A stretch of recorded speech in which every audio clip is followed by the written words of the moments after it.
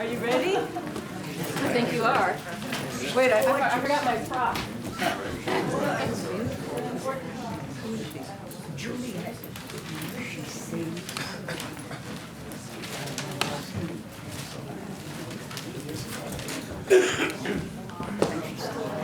That's all I need to do, right? You know what to do? Take a vacation, I like to call it. Turn it off. Turn them off? All the way off. Really? You know, don't even let it vibrate. You don't need distraction, do you? Who needs distraction? That's what you're here for. Now, who was it I saw online?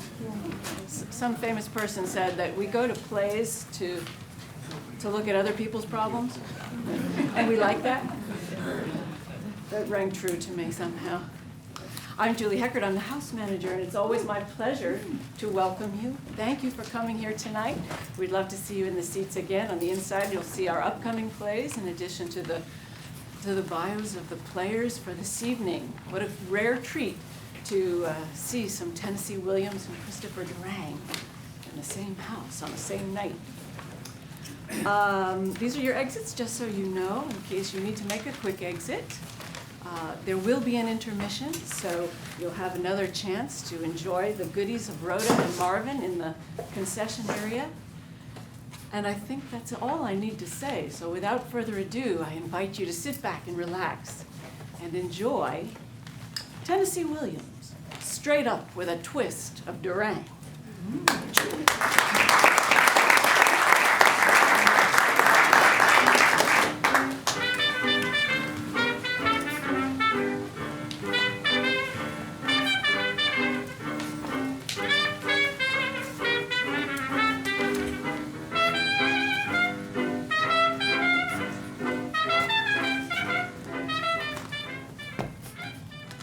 In my opinion, art is a kind of anarchy. And the theater is the province of art. It runs counter to the sort of orderliness upon which organized society apparently must be based.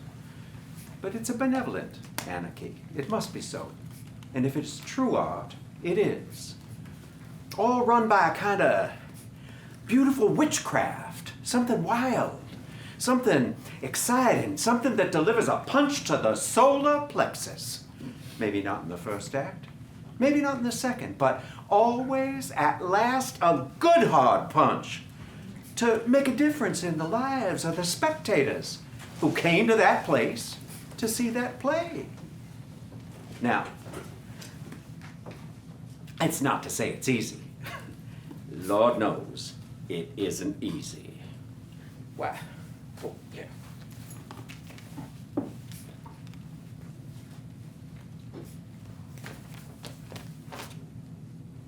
Dear Theater Guild, Jesus Christ, your monthly remittance is alarmingly delayed. I've been broke 10 days. Todd and the Mexican woman and the crazy French refugee have all vamoosed.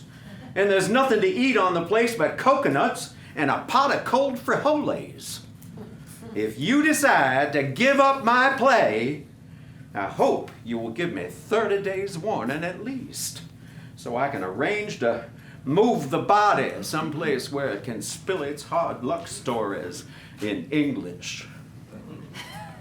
Now, I had a marvelous, marvelous time on the road. Everyone I met was so interesting, everybody who picked me up, from millionaires to lovely young truck drivers. But alas, America has only 3 cities: New York, San Francisco, and New Orleans. Everywhere else is Cleveland. You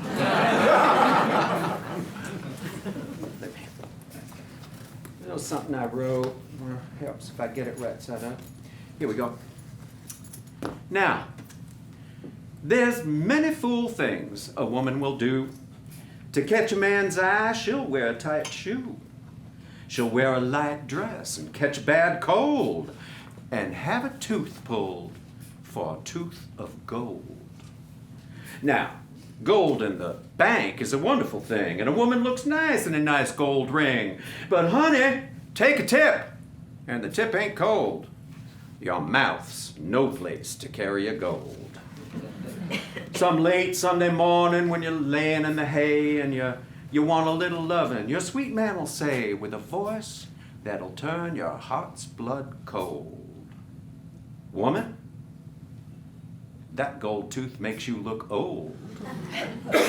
When your man's out of money and he must have a drink, he'll sneak up behind you at the kitchen sink, and before you can holler, I'm telling the truth, he'll brain you with a blackjack and pull that gold tooth. You know, there comes a time when you look into the mirror and you realize what you see, it's all that you will ever be.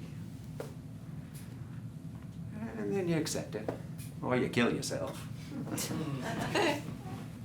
Or you stop looking in mirrors.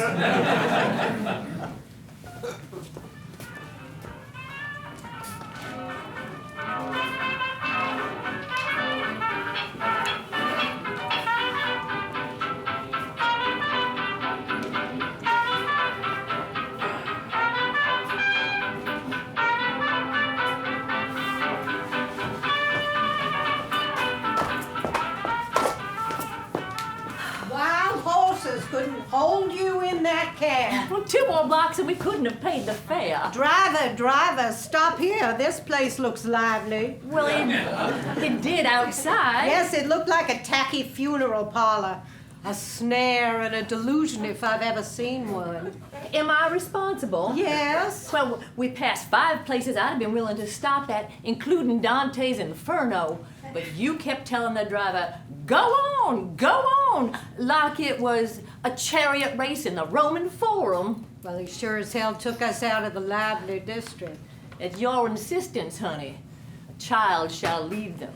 But now that we're here, we might as well make the best of it. And how are we going to go about doing that? By sitting down here and getting organized.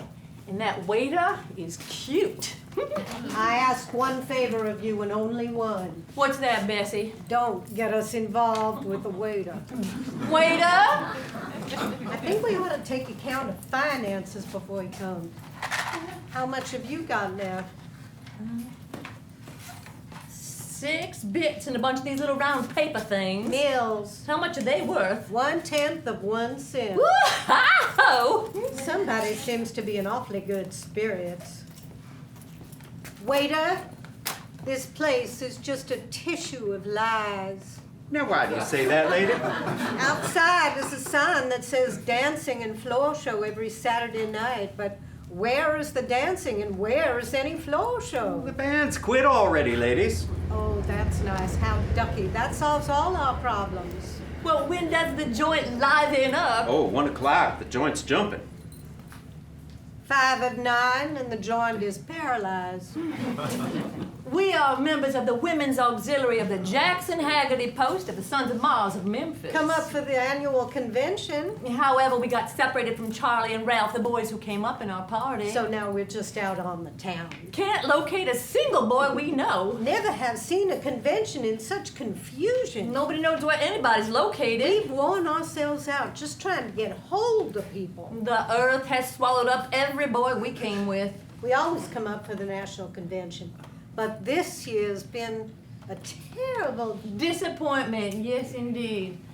But 2 girls by themselves can have a good deal of fun as long as they know how to be good sports about it. as long as they can agree on major issues. Mm-hmm. We'll have 2 beers. You want 5-cent glasses or 26 ounces for a dime? Bring us 2 fish bowls. Liquid amber, please. Kinda cute, isn't he? Honey, no man that broad in the beam is cute. Waiter! Don't any Sons of Mars come here? Well, 2 of them. 2 of them come in just before you ladies got here. Honest to God?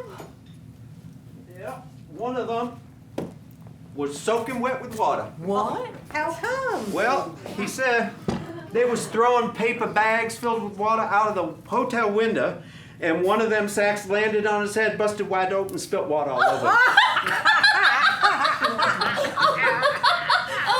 Oh, aren't they cards? Don't they think of the craziest things to do? Oh, that's why I like them. That's what I love. Cheers, dear.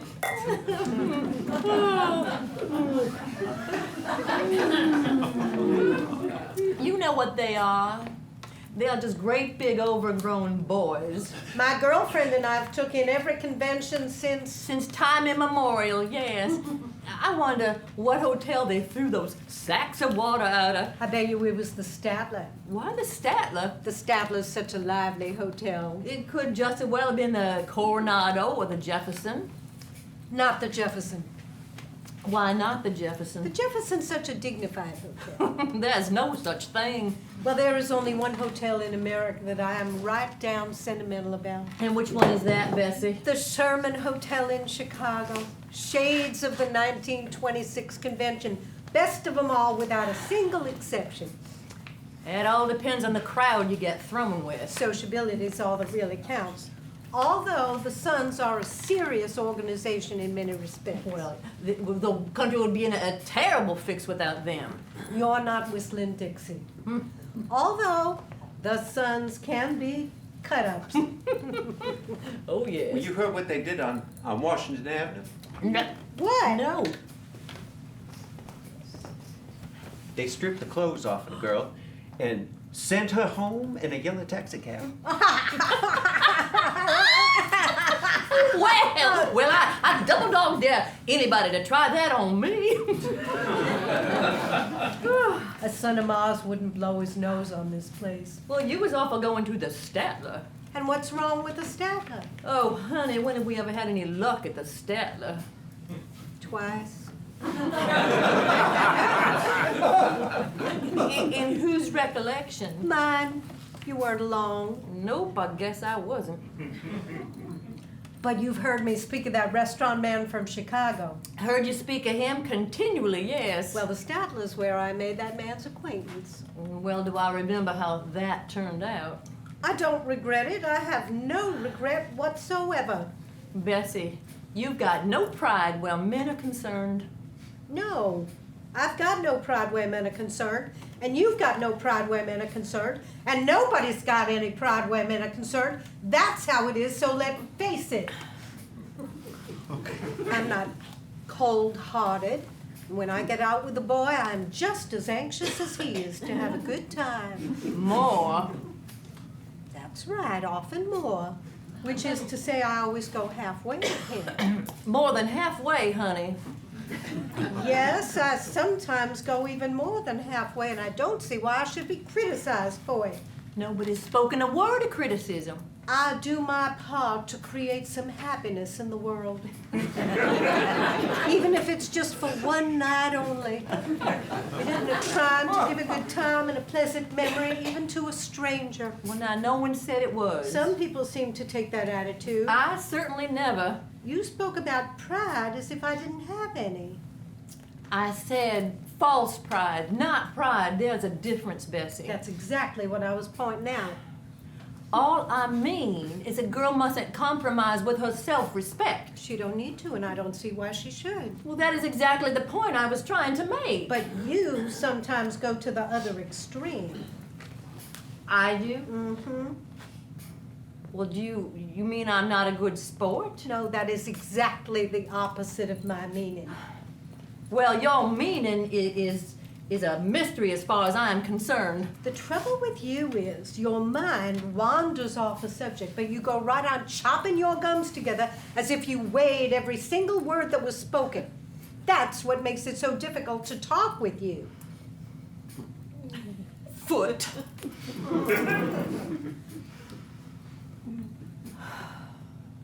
Penny for your thoughts, Miss Merriweather.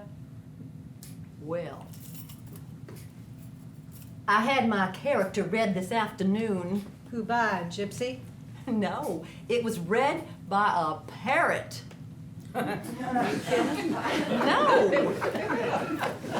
I gave a man a dime, and he opened the parrot's cage, and the parrot hopped out, and stuck his head into a box and picked up a piece of paper in his beak. Now, I took the paper, and guess what it said? How am I going to guess what it said on that piece of paper? Well, I'll tell you what it said. You have a sensitive nature and are frequently misunderstood by your close companions. Huh. Imagine, Bessie, a perfect analysis given by a parrot. I don't have much faith in that sort of thing. Well, Oh, wipe your chin, Bessie, you got foam on it. oh, thank you, Miss Merriweather. May I ask you a question? What, Miss Higginbottom? Are you still keeping up with those youthful beauty treatments? I am. I had a youthful beauty treatment this afternoon. And how are you satisfied with what they're doing? I have noticed 100% improvement in my skin since I started taking those youthful beauty treatments. I'm glad you've noticed it, honey. Hadn't you? Flora, your main beauty problem is not blackheads. It's large pores. I don't have a single blackhead left in my face. Just a couple of little whiteheads and this doohickey here where I tried to squeeze one out with a hairpin. Flora, your problem is skin, and you might as well face it. Everybody's problem is skin, Bessie, including yours. But of course, your main problem is keeping down your weight.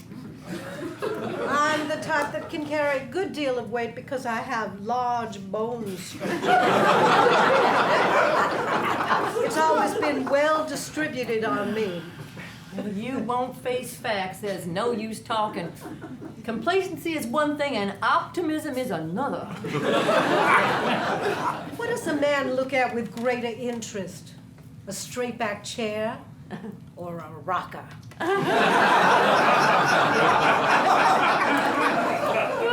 Well, that depends on the man and the relative size of the rocker.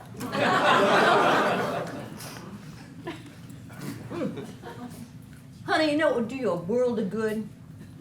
No, what? Bending exercise. Oh, I thought you was going to say yogi. But who wants to bend? Well, everyone does who wants to keep youthful contours. And you must resign yourself to making some effort, unless you prefer to let things take their course.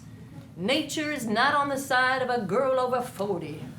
For once in your life, you are not just whistling Dixie. Honey, why don't you and I play golf on Sunday? Have you struck oil on your property? What's that got to do with it? Expense? It's a millionaire's sport.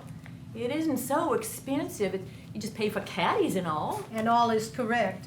Buying the balls and losing them and buying more. You can't take up golf without an initial outlay of something like $35, and that's the beginning only. You don't have to lose balls, do you? Well, maybe you don't have to, but you do. All I'm saying is outdoor sports are a wonderful basis for friendship. You mean with men? Uh-huh. Eunice McFeeters, to mention a case in point, has been playing golf for going on 15 years now. Has she ever made such brilliant contacts with men? I don't know. I don't have any reason to doubt it. I mean, consider the number and the types of men who play golf. Well, consider Eunice. That girl has a perpetual sneer on her face. She could be marooned on a desert island and, though outnumbered 50 to 1 by males, escape without so much as a mild flirtation. You don't understand Eunice. Eunice has got common sense, and it shows in her face. Oh, is that what shows in her face? Any girl's been through what Eunice McFeeters have been through with a home situation and all cannot be expected to look upon life as one continual joyride. But why talk about golf as the be-all and end-all of living? Well, who did and whoever does? Eunice and you, although she does and you don't. Well, I'm just attempting to think of something to help you. Well, accept my thanks. My heartfelt appreciation But please don't go straining your thinking apparatus. Sarcasm, Bessie. No, honey. But I came out for the purpose of seeking diversion. That's my whole purpose in leaving my hotel bedroom. And if you're in accord with that purpose, good. Otherwise, goodbye. Separation is simple. You go to the Stadler and I to the Coronado, or whichever way you prefer. But don't try to bring me down into a state of depression. I've had rotten luck with men. Not once, but always. And you've had your share of disappointments also. So far, so good. But when you start harping on Yogi and Eunice McFeeder's home life, girlie, goodbye. We have come to the sad, sweet parting. I mean, of the ways. Now, Bessie, that you know after Howard, you just let yourself go. Just like you after Vernon. I went through an awful period for a while. Well, you took a negative attitude towards things and acted like all hope was gone out of life, and instead of wasting away, you put on flesh. Honestly, Bessie, you blew up like a balloon. I used to wear 16. Must have been long before I knew you. 1930. That recently, honey. I didn't have a weight problem until the winter of 1932. But you have always been bedeviled by your complexion. Isn't that so? That is only because I have such fine-grained skin. Possibly. But also, What? you have never really hit on a becoming hairdo. Well, what about the one I got last week at Antoinette's? Honey, the upswept style is not for your face. Every type of face requires a different style of hairdo, just in the same way that different figures can't put on the same clothes. Now, what you require are horizontal lines because of the distance between your chin and your forehead.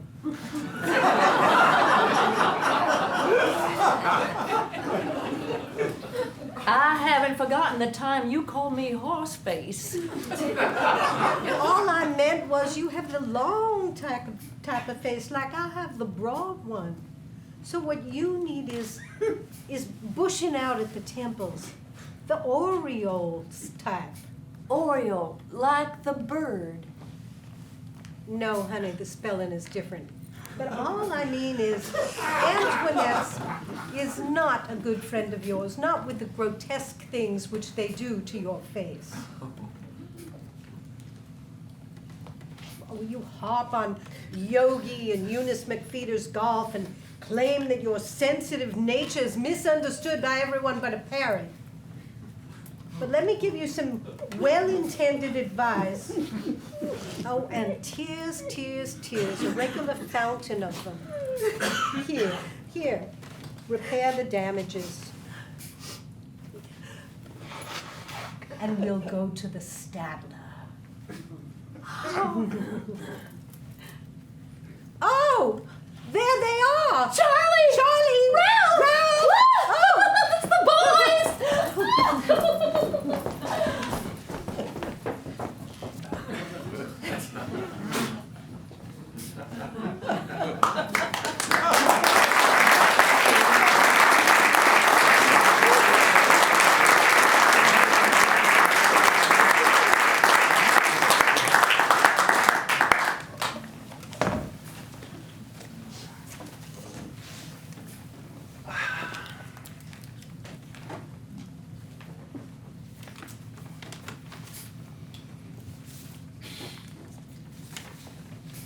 Dear old Joe, don't castigate yourself for criticizing other people. It isn't to exalt yourself you do it. You don't spare yourself, and neither do I. What?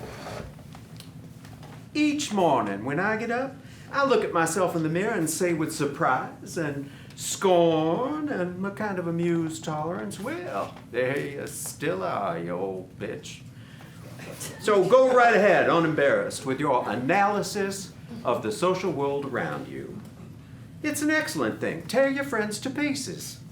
I know you'll do it with a reserve of understanding and compassion and a realization that the whole idea of guilt is mistaken.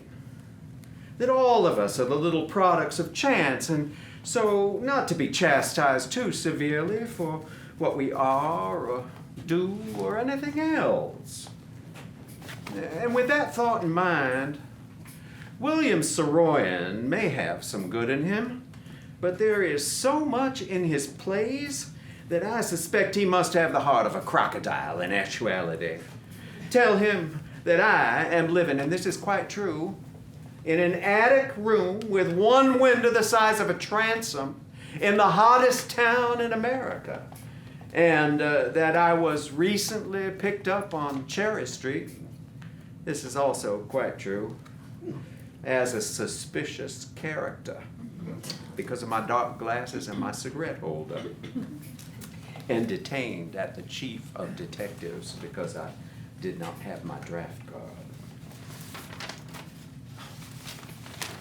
Dear Donnie and Fred, now, we of the artistic world, my dears, are the little gray foxes, and all the rest are the hounds. We try to keep one step ahead of the pack, and that is the best that we can do. The butcher, the baker, the candlestick maker, also the typewriter rent man and the landlord are our natural enemies. We expect no quarter from them and give them none in return. It's a fight to the death. Never make a mistake about that. I wish I could tell you how many houses I have sneaked out of in the middle of the night when rent was overdue, and how many restaurant charge accounts I have neglected to pay. How many clothing, cleaning, pressing bills, etc. I have permanently consigned to my capacious shirt cuffs. The sum total would amaze not only you, but me too. Yet, I don't feel that I am a fundamentally dishonest person, do you? Such tricks I was forced to resort to in the beginning in order to survive. Now, of course, I pursue stability. Yes. The crisp, silent nights, the understanding stars, the catharsis of loneliness. But freedom is brutal. It makes us forgetful of other things. Why, for the last several weeks I have been like a bird let out of a cage. I feel like I've just inherited the sky. It's made me dizzy. And when you're dizzy, things slip out of your mind. You really aren't yourself. Now, I've always told you that I am a selfish person. You've insisted in thinking otherwise, despite my frankness. I don't mean to be selfish. I love people deeply and truly, and I respect their gifts as much as I do my own, but I'm too wrapped up in my own little sphere, my own ideas, plans, and desires to be consistently thoughtful of other people. That's the truth. And the truth is worth something. So I give it to you with all suitable apologies and regrets. I am selfish and ignoble and am lying flat in the gutter, with maybe a little sidelong glance at the stars.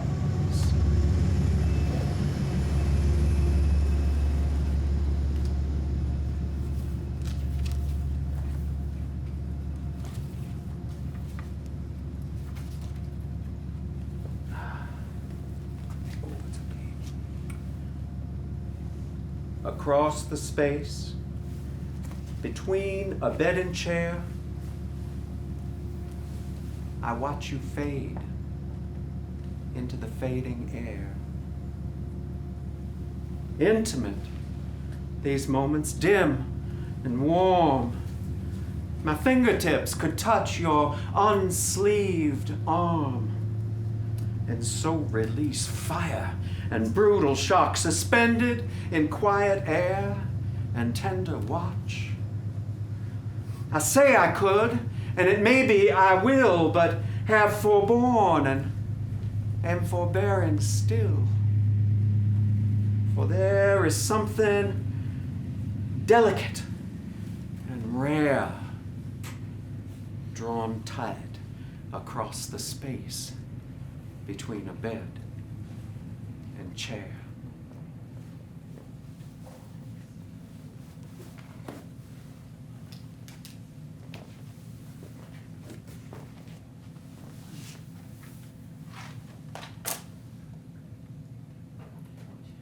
Caged birds sing.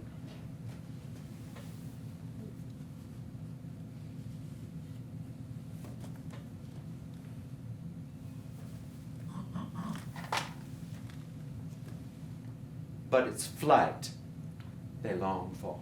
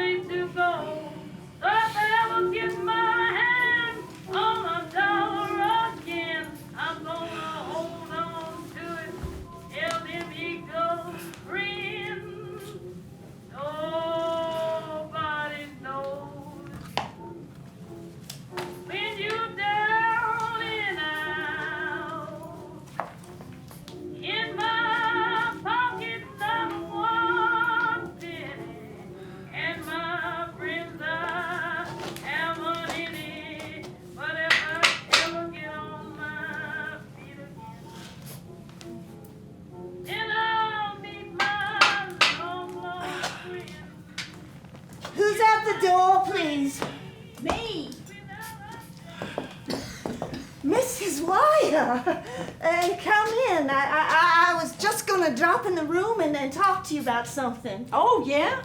What about? Mrs. Wire, I just don't consider these cockroaches to be the most desirable kinds of roommates. Now, do you? Cockroaches, huh? Oh, yes, exactly. Now, I have had very little experience with cockroaches in my life, but the few that I have seen have been of the pedestrian kind, the kind that walk. These, Mrs. Wire, they appear to be flying cockroaches. Well, I was shocked and literally stunned when one of them just took off the floor and started to whiz through the air, around and around in a circle, just barely missing my face by a couple of inches. Now, Mrs. Wire, I sat down on the edge of my bed and I wept. I was just so shocked and disgusted. Imagine flying cockroaches. Something I never dreamed to be in existence, just whizzing through the air in front of my face. Now, Mrs. Wire, I want you to know... No, flying cockroaches is nothing to be surprised at. They have them everywhere. Even uptown, they have them. But they are not true, Mrs. Wire. But you may as well know that I have a horror of cockroaches, even a plain old-fashioned pedestrian kind. And the few of these that fly, well, if I am to stay on here, these flying roaches have got to be gotten rid of and gotten rid of at once. How am I supposed to stop them flying cockroaches coming in through the windows? But that, however, is not I don't what know I how, Mrs. Wire, but but there certainly must be some sort of method. Well, all I know is if I were to wake up in the middle of the night and I found one on my bed, well, I would just have a convulsion. I swear to goodness, I would simply die of convulsions. If you'll excuse me for saying so, Mrs. Hardshellmore, you are much more likely to die of over drinking than cockroach convulsions. What is this here? Larkspur lotion. Well. I use that to take the old polish off my nails. Very fastidious, yes. What do you mean? In an old house that doesn't have roaches. Well, not in such enormous quantities, do you? I tell you, this place is actually crawling with them. Oh, it ain't as bad as all that. And, you know, I hate to get you off the subject of roaches, but you have not paid me the rest of the money you owe me for this week. Now, I will pay you the rest of the money when you exterminate these roaches. No, you will pay me the rest of the money now, or you will get out. Well, I intend to get out, unless of course these roaches get out. Well, then get out then, and quit just talking about it. Well, you mean you insist on having roaches? No, I mean I insist on having the money that you owe me. Well, I'm afraid at the moment that is out of the question. Oh, out of the question, is it? Oh, yes, and I'll tell you why. The quarterly payments that I receive from a man who is taking care of my rubber plantation have not been forwarded yet.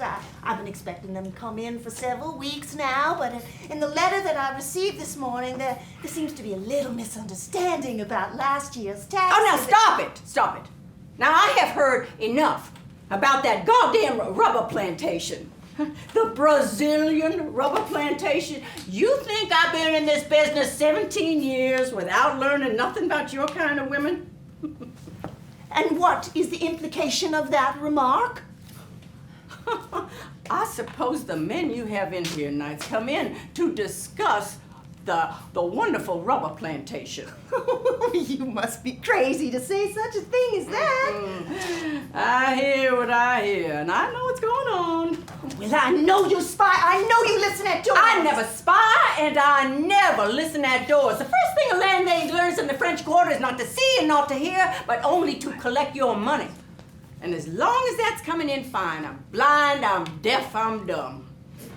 But as soon as it stops, I recover my sight and also my hearing and also the use of my voice. And if necessary, I go to the phone and I call the chief of police, who just happens to be an in-law of my sister's. And I heard that argument last night about money. What argument? What money? He shouted so loud I had to shut the windows to keep the noise from carrying out in the streets. And I heard no mention of any Brazilian rubber plantation. But plenty of other things were plainly referred to in that little midnight conversation you had. Larkspur lotion to take the polish off of nails. Am I in my infancy? Am I? That is right on a par with the wonderful rubber plantation. Stop! Ooh. It's you! Stop persecuting this woman! The second Mr. Shakespeare enters the scene. I heard your demon howling in my sleep. Sleep, ho ho! I think what you mean is your drunken stupor. Not rest, because of my illness. Have I no right to rest when I'm ill? Illness, ho ho. Alcoholic. Don't you try to pull that beautiful wool over my eyes. I'm glad you come in now. Now I'll repeat for your benefit what I just said to this woman here. I am done with deadbeats. Now, is that clear to you? Completely fed up with all you quarter rats, half-breeds, drunkards, and degenerates who try to get by on lies, promises, and delusions.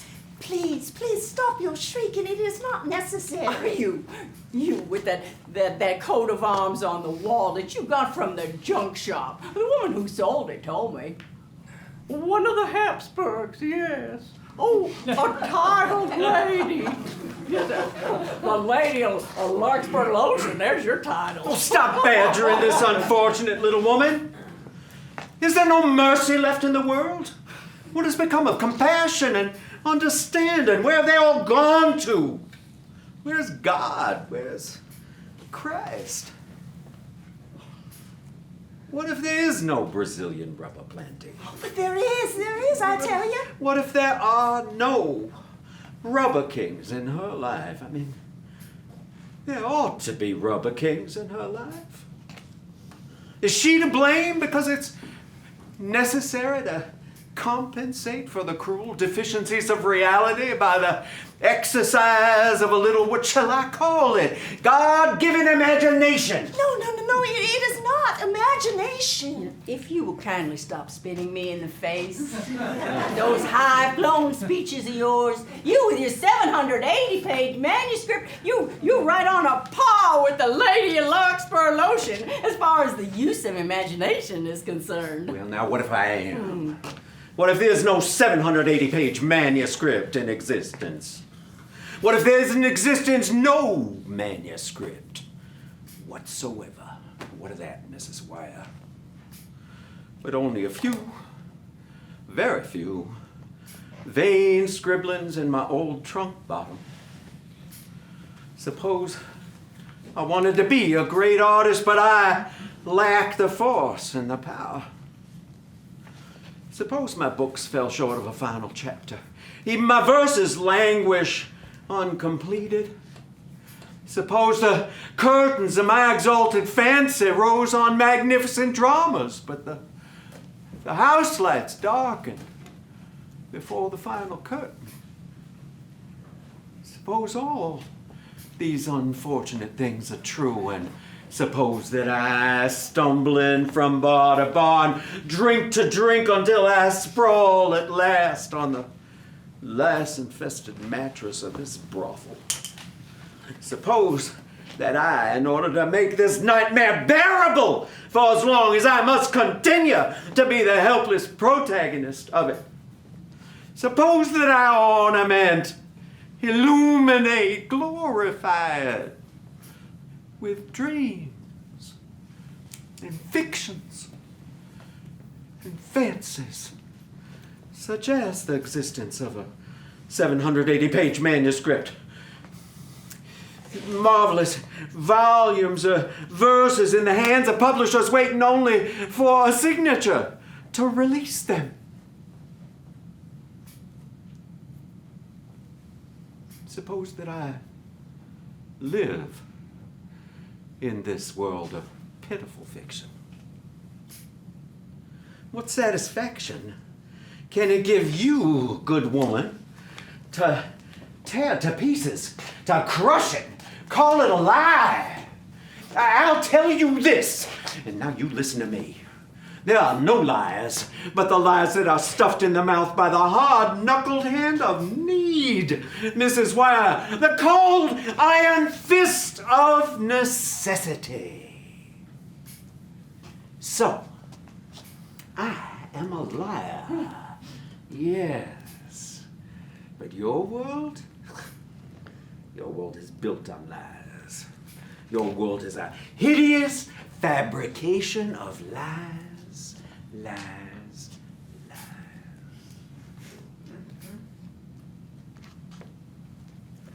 And now I'm tired. And I have said my say, and I have no money to give you. So go away and leave this poor woman in peace. Go on. Get out. Get away! Fine. But tomorrow morning, money or out you go, both of you. Both together. 780-page manuscript and a lady, a Larkspur Lotion. Baloney!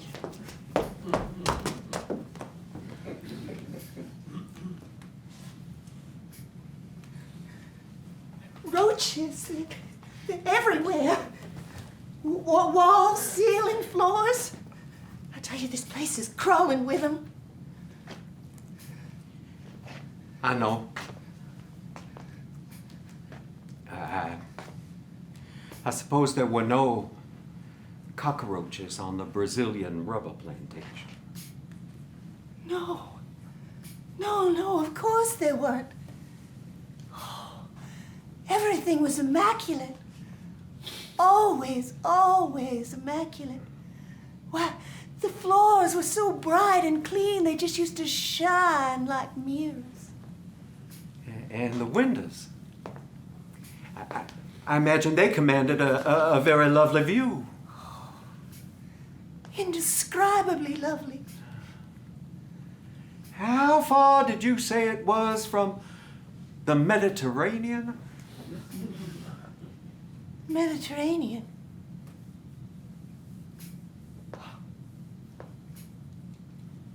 Only a mile or two.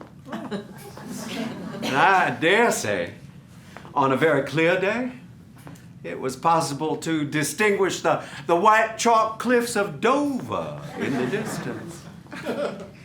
Yes, in very clear weather it was. Thank you, Mr. Chekhov.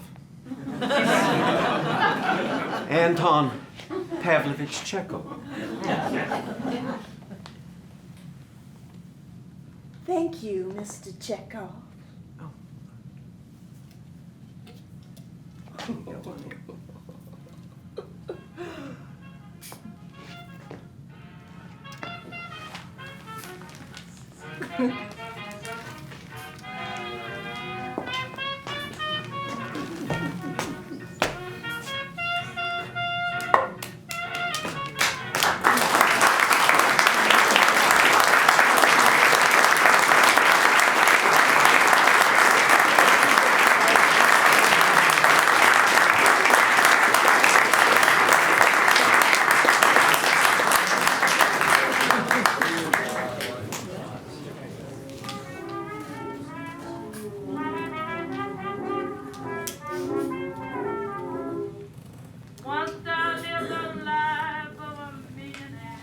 I always felt very guilty running off with debts unpaid and everything so unsettled.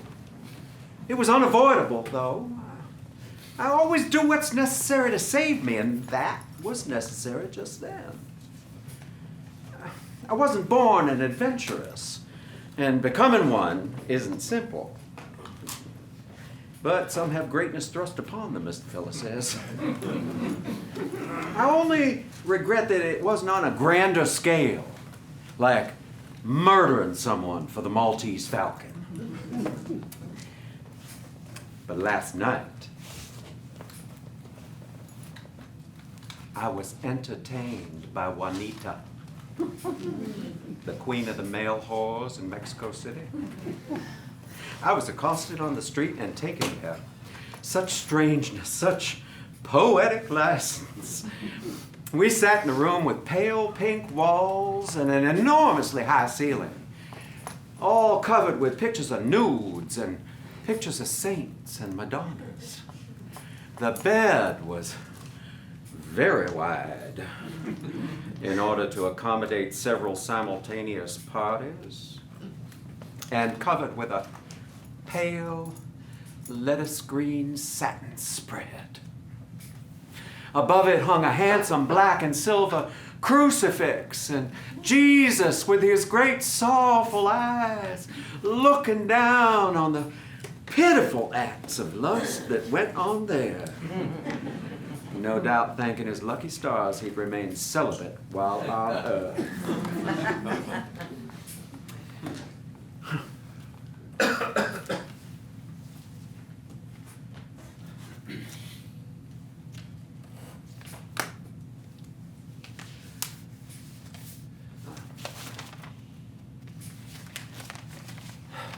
Dear Joe,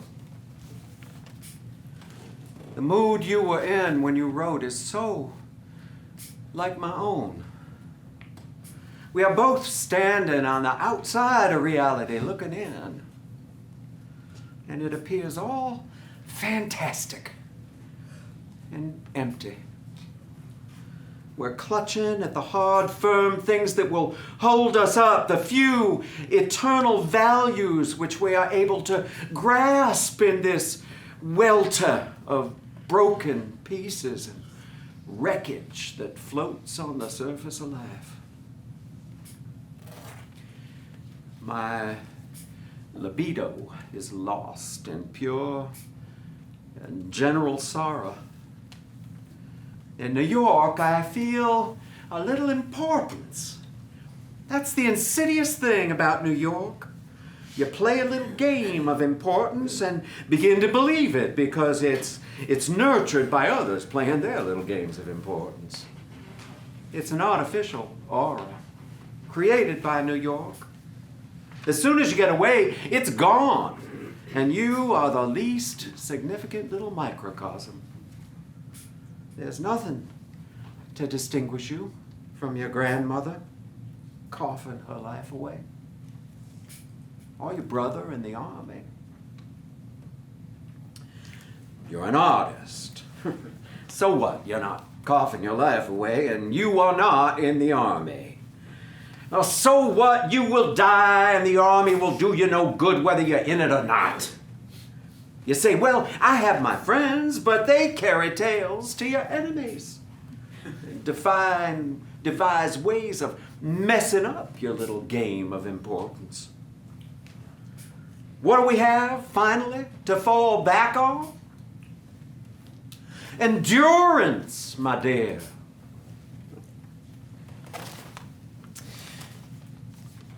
You know, then, that the somebody you are when you have a name is a fiction created by mirrors,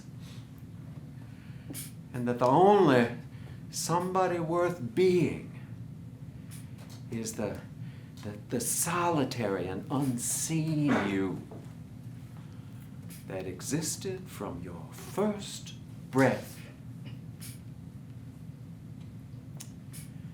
Wouldn't you agree, Mr. Durang? Yes, I would, Mr. Williams. And yet, you amuse yourself most shamefully at my expense. Well, it isn't to shame you that I amuse myself, Mr. Williams. No, it's only with great respect that I bend your truth to suit my own. And that is something of which I most heartily approve. Mr. Durang.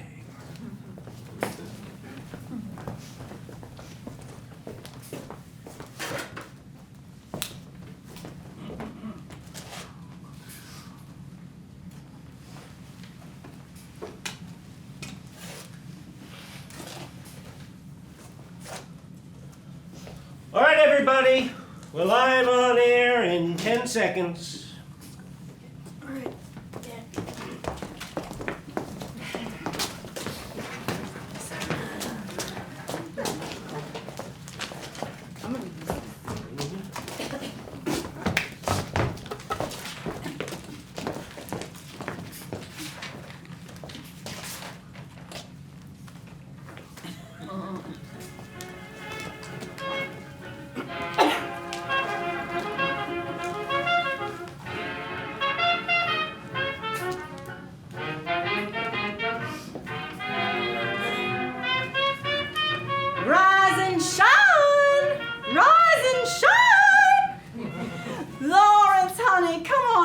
Let me have a look at you.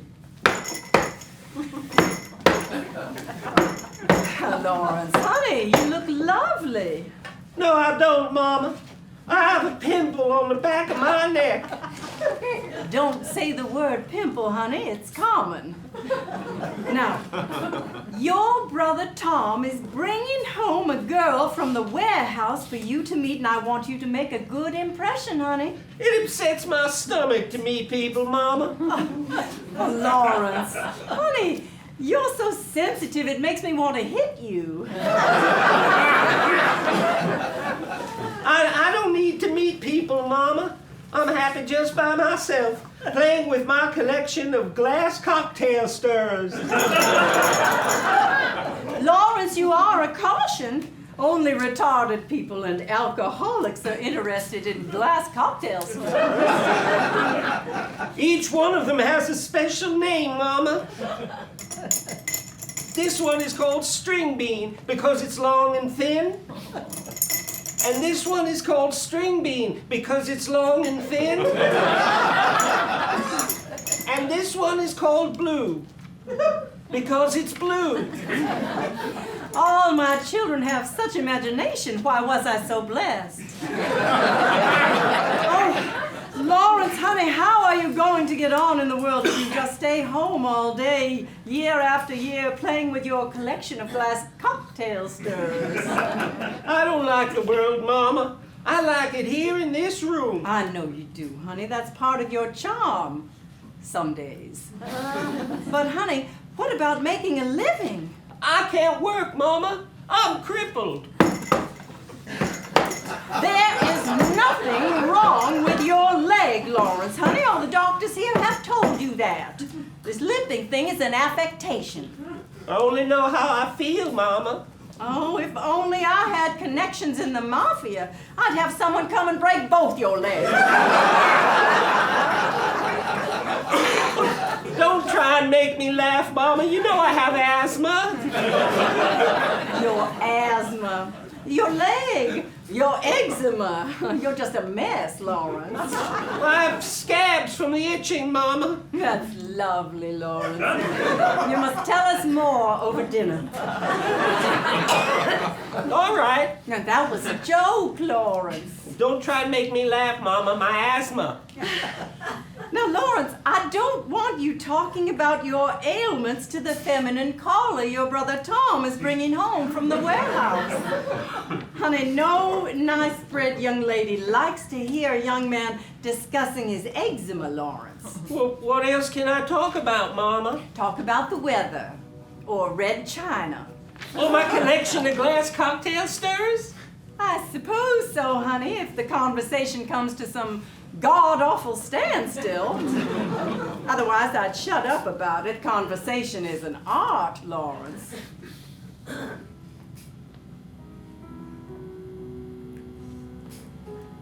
Why, back at Blue Mountain, when I had 17 gentlemen callers, I was able to converse with charm and vivacity for 6 hours without stop and never once mention eczema, or bone cancer, or vivisection.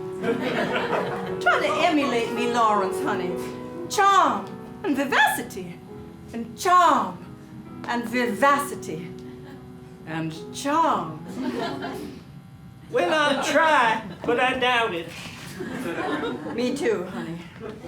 But we'll go through the motions anyway, won't we? I don't know if I want to meet some girl who works in a warehouse, Mama. Your brother Tom says she's a lovely girl with a nice personality.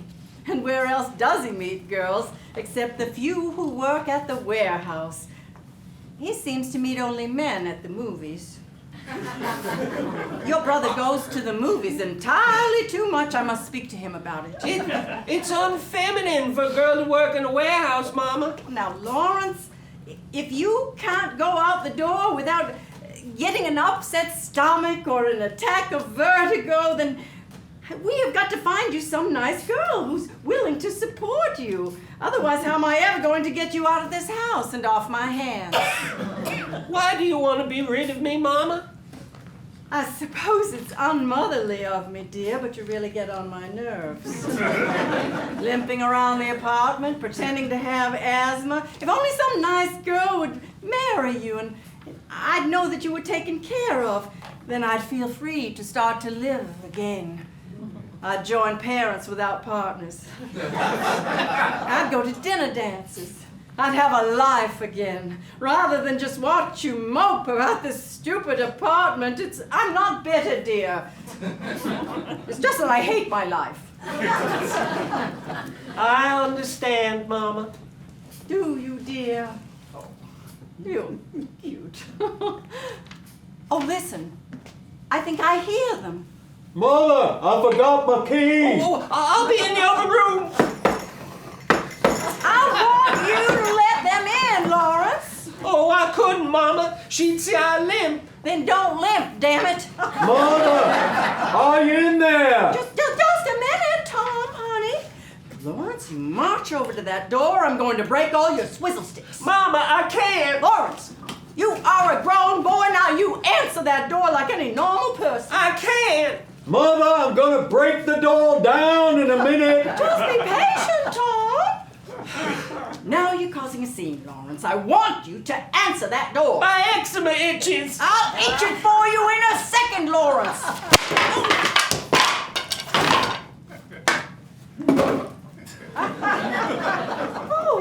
Oh, Tom, you got Why must we go through this every night? You know the stupid fuck won't answer the door. So why don't you let him alone about it? I'm sorry, Jenny. My kid brother has this thing about answering doors. He thinks people will notice his limp and his asthma and his eczema. Excuse me. I think I hear someone calling me in the other room. Coming! Tom, now you see what you've done. He's probably going to refuse to come to the table due to your insensitivity. Oh, was any woman as cursed as I? With one son who's too sensitive and another one who's this big locks. Mother! What? Oh, I'm sorry. How rude of me. I'm Amanda Wing Valley. You must be Virginia Bennett from the warehouse. Tom has spoken so much about you, I feel you're almost one of the family, preferably a daughter-in-law. Welcome, Virginia. Call me Jen or Jeannie. Just don't call me late for dinner. How amusing. Tom, why is she shouting? Is she deaf? You're asking me while I'm speaking loudly so I can be heard. I'm taking a course in public speaking, and so far we covered organizing your thoughts and speaking good and loud so the people in the back can hear you. Public speaking. How impressive. You must be interested in improving yourself. What? You must be interested in improving yourself. Yes, I am! When's dinner? I want to get this over with fast if everyone's going to be shouting all night. What? Dinner is almost ready. Who's Freddie? Oh, Lord. No, dear. Dinner is ready. Oh, good. I'm hungry as a bear. You must be very popular at the warehouse, Jenny. Oh, no popsicle for me, ma'am. Although I will take you up on some gin. What? I would like some gin. Fine, I think I'd like to get drunk too. Tom, why don't you go and make two Southern ladies some nice summer gin and tonics and see if Sister would like a lemonade. Sister? Oh, I'm sorry, did I say sister? I meant brother. Hey, Four Eyes, you want lemonade? Tom is so amusing. He calls Lawrence Four Eyes, even though he doesn't wear glasses. And does Lawrence wear glasses? What? Well, you said Tom called Lawrence Four Eyes even though he doesn't wear glasses, and I wondered if Lawrence wore glasses, because, you know, that would explain it. I don't know. I'll have to ask Lawrence someday. Speaking of Lawrence, let me go check on the supper and see if I can convince him to come out here and make conversation with you. No, thank you, ma'am. I'll just have the gin. What? What? Oh, never mind. No, I'll be back. Or with luck, I won't. Whew, they must drink a lot around here. Whew. Here's some gin for Jenny. What? Here's your poison. Oh, no, thanks. I'll just wait here. Your drink. Oh, yeah. Have you ever thought that your hearing is being affected by all that loud machinery down at the warehouse? Scenery? You mean like trees? Well, yeah, I like trees. Now, you come here this minute, Lawrence Wing Valley, or I'm going to give that overbearing girl your entire collection of glass gobbledygook. Is that clear? Oh, Mama, no, Mama, no!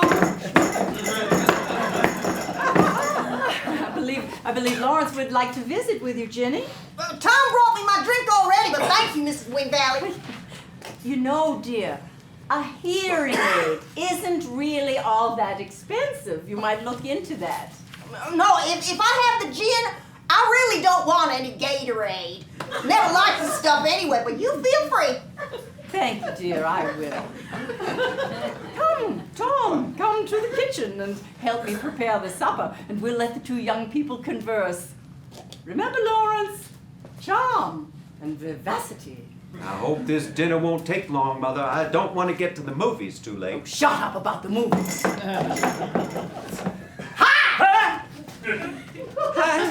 I've gone to bed. Well, I never eat bread. It's too fattening. I have to watch my figure if I want to get ahead in the world. Hey, why are you wearing that bathrobe? Well, I've gone to bed. I wasn't feeling well. My leg hurts, and I have a headache, and I have palpitations of the heart. I don't know. Hum a few bars and I'll see. We've met before, you know. Huh? We were in high school together. You were voted girl most likely to succeed. We sat next to one another in Glee Club. I'm sorry. I really can't hear you. You're speaking too softly. You used to call me Blue Roses. Blue roses? Oh, yes, I remember. Sorta. Why'd I do that? Well, I'd been absent from school for several months, and when I came back, you asked me where I'd been, and I said I'd been sick with viral pneumonia, but you thought I said blue roses. I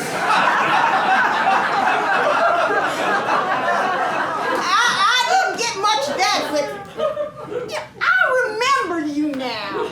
You used to make a spectacle of yourself every day in glee class. Clumping up the aisle with that great big noisy leg brace on you. God, you made a racket. I was always so afraid people were looking at me and pointing. But then eventually Mama wouldn't let me wear the leg brace anymore. She gave it to the Salvation Army. Well, I never been in the Army. How long you been in for? I've never been in the Army. I have asthma. You? May I see it? See it? Well, sure. I mean, unless you don't want to. Maybe you want to see my collection of glass cocktail stirrers. Each one of them has a special name. This one is called String Bean because it's long and thin. Well, thank you. Hey, don't give me that. That's not for use. Well, I guess I started enough. They're my favorite things in the whole world. I call this one Q-tip because I realized it looked like a Q-tip, except it's made out of glass and doesn't have a little cotton swab at the end of it. Q-tip! No, don't put that in your ear, give me that! Now it's disgusting. Well, I didn't think it was a Q-tip, but that's what you said it was. I called it that. I think I'm gonna have to throw it out now. Now this one, I call this one Pinocchio because if you hold it perpendicular to your nose, it makes your nose look long, see? Huh? And this one, I call this one Henry Kissinger because he wears glasses and it's made of glass. Hey, no, they're just for looking, not for stirring. Mama, she's making a mess with my collection. Oh, shut up about your collection, honey. You're probably driving the poor girl bananas. No bananas, thank you. My nutritionist says I should avoid potassium. Lawrence, you know what I take your trouble to be? Well, Mama says I'm retarded. I know you're tired, but I figure that's why you got your bathrobe on. This won't take long. I judge you to be lacking in self-confidence. Now, am I right? Well, I am afraid of people and things, and I have a lot of ailments. But that's what makes you special, Lawrence. What does? I don't know, whatever you said. But that's why you should present yourself with more confidence. Now throw back your shoulders and say, "Hi, how you doing?" Come on, now you try. Hello. How are you? I don't know, it's about 8:30, and this won't take long. So then you go right back to bed. All right, now, hang on, you try. Hi, how you doing? Hi. How you doing? All right, now swagger a bit. Hi, how you doing? Hi. How you doing? Good, Lawrence, that's much better. Again now. Hi, how you doing? Hi. How you doing? The Braves played a hell of a game, don't you think? The Braves played a hell of a game, don't you think? Oh, God, Tom, I feel sorry for their children. Is this the only girl who works at the warehouse? Oh, Mrs. Wingvalley, I didn't see you and Tom come in. Your son Lawrence and I, we're getting along just fine, aren't we, Lawrence? Please, no need to shout. I'm not deaf, even if you are. What? I'm glad you like Lawrence. What? I'm glad you like Lawrence. What? Why don't you marry Lawrence? Oh, Mama! Oh, dear. I see. So that's why Mr. Shakespeare asked me over here. Shakespeare?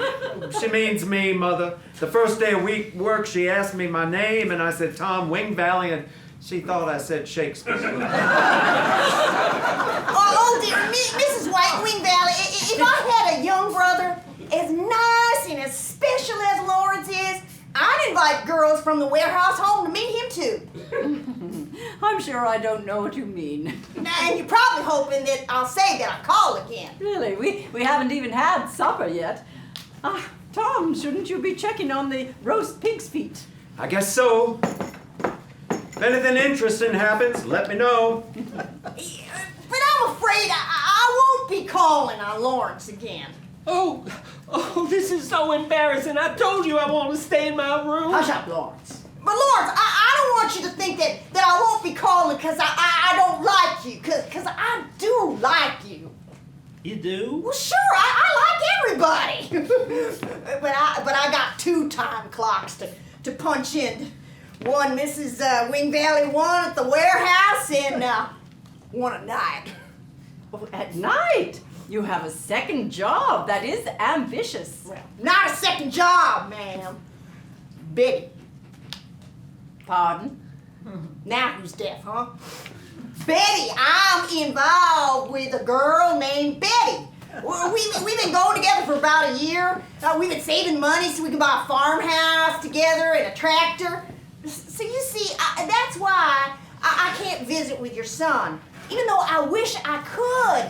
No hard feelings, Lawrence. You're a good kid. Jenny, Yes, Lawrence? I want you to have this swizzle stick. It's my very favorite one. I call it thermometer. Because it looks like a thermometer. You want me to have this? Yes, as a souvenir.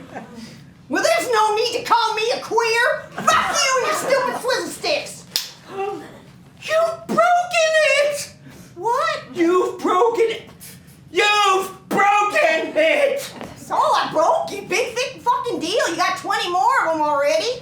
Well, I'm so sorry you have to be going. What? Hadn't you better be going? What? Go away! Well, I guess I can tell when I'm not wanted. I guess I'll go now. Yes, you and Betty must come over some evening, preferably when we're out. Well, so long, Shakespeare. See you at the warehouse. So long, Lawrence. I hope your rash gets better. You broke thermometer. What? You broke thermometer! Well, what was a thermometer doing in the swizzle sticks anyway? Its name was thermometer, you nitwit! Let it go, Lawrence. There'll be other swizzle sticks, honey. Goodbye, Virginia. I sure am hungry. Any chance I might be able to take a sandwich with me? Certainly you can shake hands with me. That'll make you happy. I said I was hungry. Really, dear? And what part of Hungary are you from? Well, oh, never mind. I guess I'll go. That's that's right. You have 2 time clocks. It must be getting near to when you punch in Betty. Well, so long, everybody. Had a nice time. Tom, come in here, please. Lawrence, I don't believe I would play the Victrola just now. What Victrola? Any Victrola. Yes, Mother. Where's Ginny? The feminine caller made a hasty departure, Tom. Old Four Eyes bored her to death, huh? Oh, drop dead. We should have you institutionalized. That is the first helpful thing you've said all evening, Tom. But first things first. You played a little joke on us, Tom. What are you talking about? You didn't mention that your friend is already spoken for. Really? I didn't even think she liked men. Yes. Well, it seems odd that you know so little about a person you see every day at the warehouse. Well, the warehouse is where I work, not where I know things about people. The disgrace, the expense of the pig's feet, a new tie for Lawrence, and you bringing a lesbian into this house. Why, we haven't had a lesbian in this house since your grandmother died. and you have the audacity to bring in that Dyke? Thank you, Lawrence. That overbearing, booming voice, Bull Dyke. Into a Christian home. Oh, look, who cares? No one in their right mind would marry Four Eyes there. You have no Christian charity, or filial devotion, or fraternal affection. I don't want to listen to this. I'm going to the movies. You go to the movies to excess. Tom, it isn't healthy. While you're out, could you stop at the liquor store and get me some more cocktail stirs? She broke thermometer and she put Q-tip in her ear. Oh, listen to your brother, Tom. He's pathetic.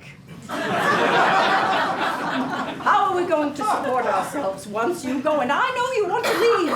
I've seen the brochure for the Merchant Marines in your underwear drawer. And the application for the Air Force. And your letter of inquiry to the Ballet Trocadero. So I'm not unaware of what you're thinking, but don't you leave us until you fulfill your duties here. Tom helped brother find a wife or a job or a doctor. Or consider euthanasia.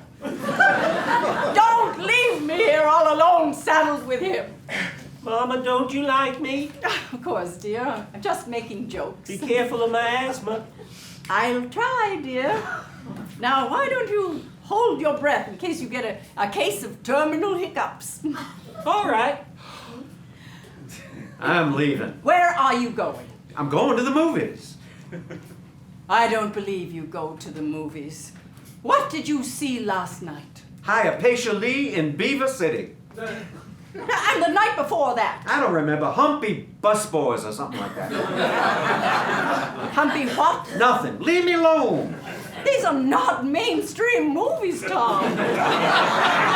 Why can't you see a normal film like The Philadelphia Story or The Bitter Tea of General Yen? Those movies were made in the 1930s. And they're still good today. I don't want to have this conversation. I'm going to the movies. Oh, that's right. Go to the movies. Don't think about us, a mother alone, an unmarried brother who thinks he's crippled and has no job. Lawrence is turning blue, Mother. Oh, stop holding your breath, Lawrence. Mama was kidding. No. Where was I?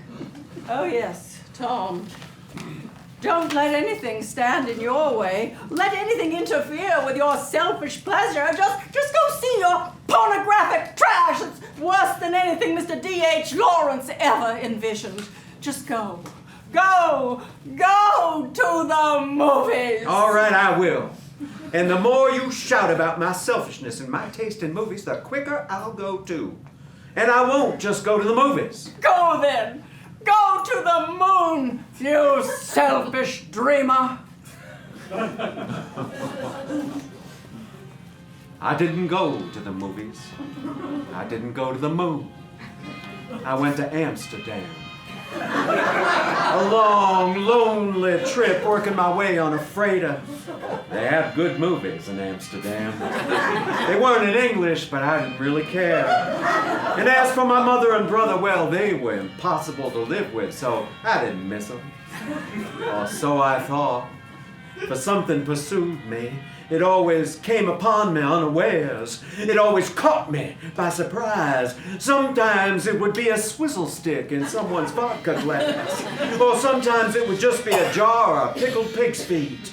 But then all of a sudden, my brother touches my shoulder, and my mother puts her hands around my neck, and everywhere I look, I am reminded of them. And in all the bars I go to, there are those damn swizzle sticks everywhere. I find myself thinking of my brother Lawrence, and of his collection of glass, and of my mother. I begin to think that their story would make a good novel, or even a play. A mother's hopes, a brother's dreams, pathos, humor, even tragedy. But then I lose interest. I really haven't the energy.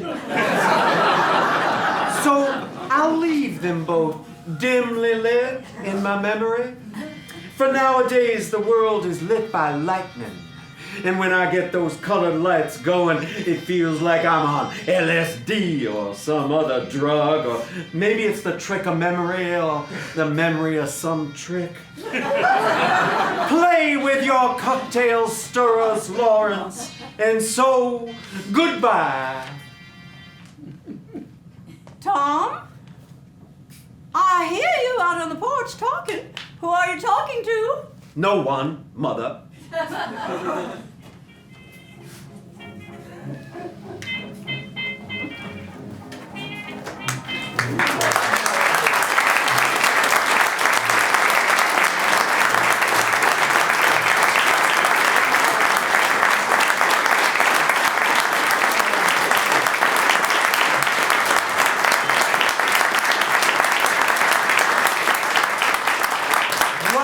Marvelous act of freedom that play is.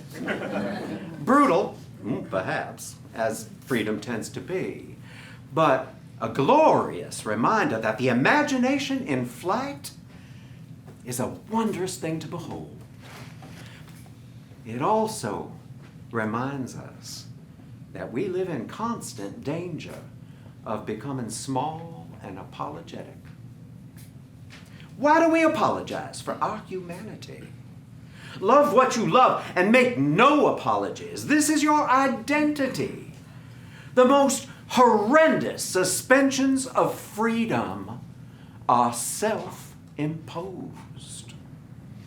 We imprison ourselves daily, hourly. We've only got one life, one shot at all the glorious things of life. And yet we walk about constricted, apologetic, and afraid. We've got so little time, so little space upon which to spread our love and our talent and our kindness. So run toward life, fulsomely and freely. Do this for me, please. Run toward life. That's all she wrote.